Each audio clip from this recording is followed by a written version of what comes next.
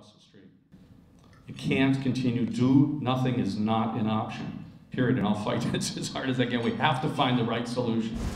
When it rains, it floods. Mark Baldiga knows firsthand. As president of Baldiga Group, his office is located at Sandcastle, Guam, Tumon's unintentional ponding basin. In a light rain, you can see the water's already sheeted over the sidewalks. These are our visitors. This is the money in your pocket. 60% of the money in your wallet comes from the visitors who walk up and down this sidewalk covered in water. In heavier showers, visitors can be seen on the streets knee-deep in water. The problem? The Fujita Ponding Basin was never intended to hold that water. The original plan called for that culvert to get to Fujita Ponding Basin, and then they were going to extend a horizontal pipe, horizontal drilling out past the reef into the ocean. That was the plan. Fast forward, the project couldn't get permits, ran out of money, and stayed unfinished with all of its contents calcifying up.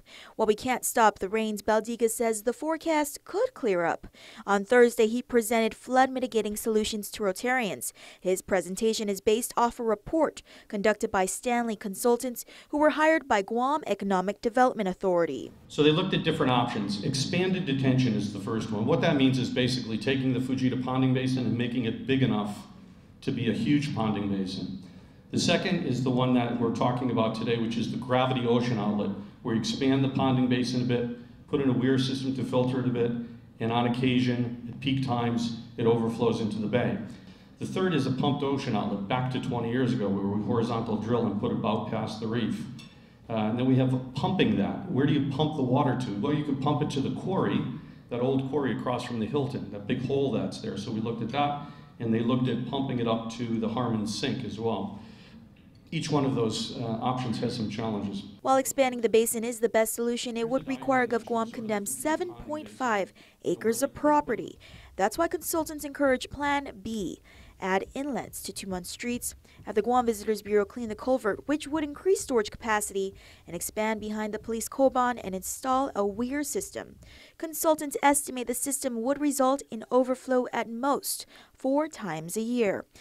Baldiga adds that part of the solution requires GVB fund $250,000 annually to conduct a baseline bacteria and water quality analysis, as well as install a gate and monitor the findings.